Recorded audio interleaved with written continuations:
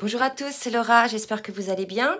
On est le samedi 10 avril et aujourd'hui je vais vous faire une petite capsule, pas de guidance, plus sur le thème des addictions chez les flammes jumelles. Alors, bien évidemment, ça ne sera que ma vérité, hein. Je ne prétends pas tout savoir sur les addictions. Je ne suis pas psychologue ou quoi que ce soit. Je vais juste vous parler de ce que j'ai pu, moi, expérimenter et ce que je vois régulièrement dans les accompagnements des personnes qui sont en parcours de flammes jumelles. Donc c'est un vaste sujet, j'ai pas évidemment comme d'habitude, moi je prévois pas de fiches et cetera. C'est-à-dire que c'est comme ça, je me réveille, j'ai un appel, on me dit: «Tu vas faire ça», donc j'y vais. Donc je vais me laisser aller, à ce que j'ai à dire et à ma guidance également. Donc pour que vous sachiez aussi, ce thème-là m'est venu puisque depuis quelques semaines maintenant, je vais pas dire je travaille ou je collabore, mais je suis en contact régulier avec une sœur d'âme avec laquelle nous échangeons énormément et nous nous apercevons, hein, je vais pas dire son prénom, par respect, nous nous apercevons qu'en définitive, lorsqu'on se parle, on a en fait des discussions qui nous permettent de trouver en fait des solutions sur le parcours de flammes jumelles, des avancées, etc.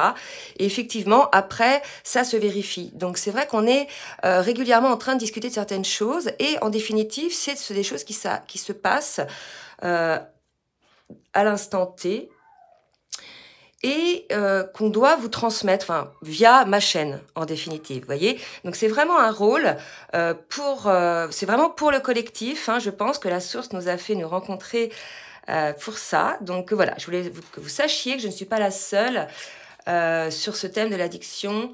Il y a aussi cette personne-là avec qui j'ai discuté. Voilà, bon, je vais arrêter de discuter de ça.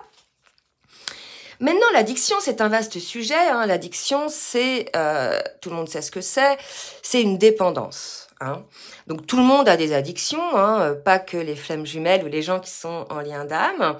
Donc, ou peut avoir des addictions. Il y a des personnes qui n'en ont pas, hein. Après, je vous demande d'être vraiment honnête envers vous-même, parce que le champ des addictions est très large. Ça peut être des addictions au sucre, bien évidemment, les choses les plus courantes, des addictions à la cigarette, à la drogue, à l'alcool, mais ça peut être des addictions au travail, au sport, au sexe, des achats, hein, compulsifs. Bref, tout ce qui va être là en définitive pour combler quelque chose. En fait, là, l'idée, c'est de prendre conscience que lorsque l'on a une addiction, c'est pour combler un vide, hein. Donc là, si vous voulez, ce vide, donc je vais en parler surtout dans le parcours des flammes jumelles, quand ce vide apparaît, bien souvent, ce vide-là ressenti par le masculin et la féminine, ou bien le yang et le yin, vous prenez ce qui vous parle, ce vide, bien souvent, est ressenti dès la première séparation. C'est-à-dire que sur le parcours, il y a la reconnexion des âmes, la période donc de lune de miel, etc. Et ensuite, la séparation. Et là, le vide s'installe.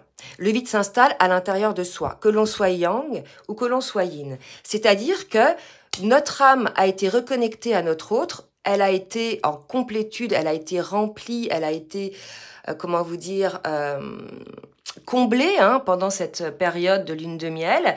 Et là, paf, votre moitié d'âme n'est plus là, hein, c'est la séparation. Et là, il y a un vide qui s'installe. D'accord? Donc ce vide-là, les deux le ressentent, que ce soit le masculin, la féminine, le yin ou le yang. Ok? Et c'est là qu'intervient la dépendance, en définitive, l'addiction, pour combler ce vide. D'accord? Donc dans la vie de tous les jours, pour les personnes qui ne sont pas sur un parcours de flammes jumelles, c'est le même schéma, hein, c'est-à-dire j'ai un vide, j'ai un mal-être, je ne suis pas bien, je compense par une addiction qui va m'apporter un réconfort momentané, hein. Parce que ce réconfort, bien évidemment, il n'est que momentané. C'est la raison pour laquelle souvent les addictions, par exemple les gens par rapport à l'alcool, elles augmentent en quantité puisque on comble ce vide momentanément avec par exemple de l'alcool, mais après il vous faudra encore plus d'alcool pour combler les vides. Donc ça va aller crescendo en fait ces addictions. Il faut vraiment comprendre ça. Donc c'est important de prendre conscience de ce qui se passe en nous et de voir effectivement que là, il faut avoir cette compréhension pour mieux la maîtriser. Après, selon les addictions, il y a des personnes qui ne vont pas pouvoir, entre guillemets, s'en sortir en travaillant seules. D'accord? Elles vont avoir besoin d'une thérapeute ou bien d'aller dans un groupe de discussion ou quoi que ce soit, ou de se faire aider médicalement ou psychologiquement. D'accord? Voilà. Donc par rapport à ce vide, je reviens à ce fameux vide, parce que finalement, c'est lui que vient combler l'addiction. Donc chez le yang, le vide, souvent, est ressenti de manière telle qu'il a ou qu'elle a besoin de voir son autre. Hein. Inconsciemment ou consciemment, ça dépend de là où vous en êtes dans le parcours. Vous ressentez un vide et puis vous avez une pulsion, une attraction pour aller vers votre autre. Vous pouvez même, pour certains, par exemple, vous partez en vacances et vous vous rendez compte que vous êtes vide, que vous êtes dans le vide, vous pouvez stopper vos vacances et revenir voir votre autre. D'accord? Pour effectivement combler ce vide. Tout ça, c'est dans l'inconscient, vous n'en avez pas conscience, c'est en prenant le recul sur vos agissements, vous allez pouvoir comprendre. D'accord? Voilà à peu près comment ça se passe chez le yang. Ce vide, souvent, il est comblé en prenant contact à son autre, en allant le voir, ou en lui écrivant, ou en lui téléphonant, etc. Certains peuvent avoir effectivement une tendance à aller vers une addiction, vers l'alcool ou autre, hein, mais ça va pas être, je dirais, pire, entre guillemets, que le yin. Hein. Parce que le yin, lui, il se sert de cette addiction, non pas pour combler un vide au départ, bien évidemment, comme pour le yang, mais après c'est beaucoup plus vicieux chez le yin, puisque le yin se sert de cette addiction pour mettre ce fameux bouton off dont parle Fabien Marchand, c'est-à-dire se couper émotionnellement de ce qu'il ressent. Donc le yin, il va ressentir un vide, d'accord ? Il va vite aller combler ce vide en prenant cette addiction, ce qui va lui permettre de se couper à ses émotions. D'accord? Donc c'est vraiment très important de comprendre ça, que chez le yang, le vide, il est comblé par le contact, l'envie de voir l'autre, etc. Alors que chez le yin, bien souvent, puisque trop d'émotions, puisque trop de blessures, peut-être encore à guérir, le yin a ce besoin de mettre ce bouton off, et ce bouton off, pour certains, bien sûr, je ne fais pas une généralité, bien évidemment, et d'ailleurs, je vous invite à faire part de vos expériences pour aider les autres, parce que je fais cette vidéo pour ça. J'ai tout à fait conscience que cette vidéo ne va pas parler à tout le monde, il n'y a pas de souci avec ça, mais je sais, j'ai un appel à la faire, il faut que je la fasse, d'accord? Donc chez le yin, si vous voulez, il va avoir un vide, oups, il se dit c'est inconfortable, j'ai le sujet de mon addiction et hop, ça me permet d'avoir une certaine paix et de couper mon bouton off.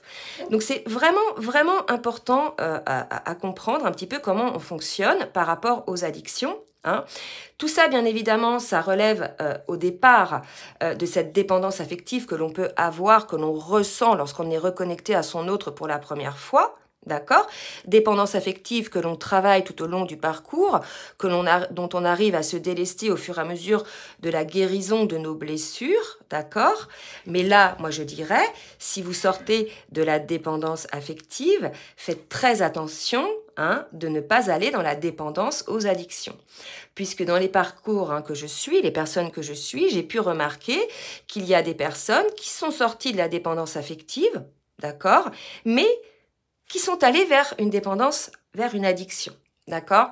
Donc véritablement, là, je vous invite à réfléchir un petit peu à comment vous fonctionnez. Et bien sûr, en enlevant toute culpabilité, faut juste reconnaître, voilà, c'est pas grave, tout ce qui est juste, d'accord?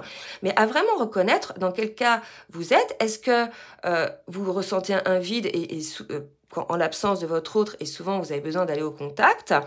Ou est-ce que lorsque vous ressentez ce vide, vous allez vers une addiction? D'accord, qui va combler ce vide, mais ça va le combler que momentanément, puisque à chaque fois que vous aurez un nouveau vide, vous serez obligé d'augmenter, je dirais, la quantité de l'objet de vos addictions. D'accord? Donc véritablement, c'est important, je pense, pour chacun de nous de prendre de la hauteur là-dessus, d'analyser en toute franchise dans quel cas de figure on se situe, et d'essayer effectivement de mettre à plat l'évolution par rapport à la dépendance affective, par rapport à vos addictions, pouvoir les reconnaître, les accepter, les reconnaître pour pouvoir vous en débarrasser. Et comment on s'en débarrasse? Eh bien, bien évidemment, en travaillant sur ce vide. Et ce vide, c'est cette fameuse... ce vide, c'est ce que l'on va, je veux dire, remplir, entre autres pendant la période de compensation, hein, mais surtout, ce vide, il est rempli par nous-mêmes, en fait. C'est pas à l'extérieur qu'on va combler ce vide.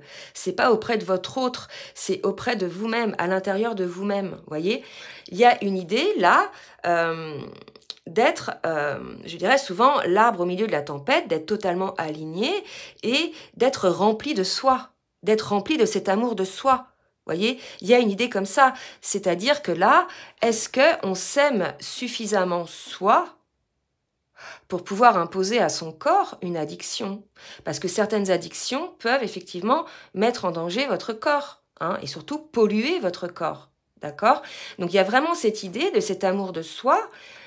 Quel est l'amour que je me donne pour pouvoir, par exemple, pour certains, à ce point détruire ou me détruire, hein, voilà, vous prenez ce qui vous parle, j'ai aucune culpabilité là-dedans, hein, à vous donner, mais essayez de bien réfléchir à cet amour que vous donnez, est-il suffisant en définitive pour... Parce que, effectivement, si vous avez encore du vide et que vous comblez ce vide par quelque chose d'extérieur, c'est que vous n'avez pas encore trouvé toutes les ressources à l'intérieur de vous, hein. Et c'est pas grave, ça ne veut pas dire que ça ne va pas se régler, ça veut dire que il faut peut-être prendre conscience un petit peu de ça, que vous pensez pour certains, et c'est vrai que moi j'en ai... en guidance, hein, ou en accompagnement, qui me disent ça y est, je suis alignée, je suis dans la complétude, etc. Hein. Mais en définitive, ces personnes comblent encore un vide par une dépendance. D'accord?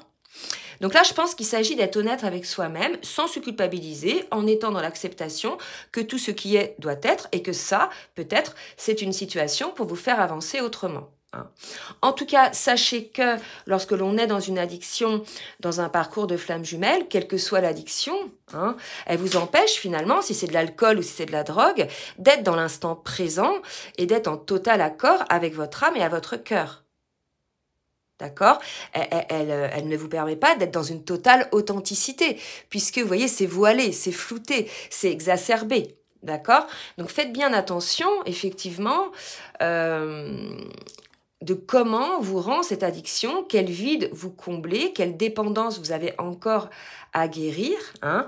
Et l'idée, là, c'est effectivement d'être honnête avec soi-même. Et là, je vais parler plus au yin. Hein. Et effectivement, de reconnaître que cette addiction vous permet de mettre ce bouton off. D'accord ? Voilà, bah écoutez, je pense que je vais m'arrêter là sur cette petite capsule. N'hésitez pas à me contacter hein, si vous voulez effectivement un rendez-vous, un accompagnement. Moi, je suis pas psy, je peux juste vous donner quelques outils pour pouvoir prendre conscience de ça et aller effectivement après vers, entre guillemets, la guérison de cette dépendance, d'accord? Mais en aucun cas, je ferai le travail à votre place parce que vraiment, c'est un travail de prise de conscience, de mise en place de certaines choses dans la matière pour pouvoir acter hein, cet arrêt de cette addiction. Ça ne va pas se faire en une seule fois, ça peut se faire en plusieurs fois. En tout cas, voilà, sachez que c'est quelque chose qui existe. Ça ne sert à rien, souvent c'est un sujet de tabou, hein, vous voyez. Donc ça ne sert à rien de mettre la tête dans le sable. Ça existe effectivement de plus en plus. Je le vois de plus en plus en guidance personnalisée. C'est la raison pour laquelle aujourd'hui j'avais envie, effectivement, et non seulement j'avais envie, mais j'étais appelée à vous en parler.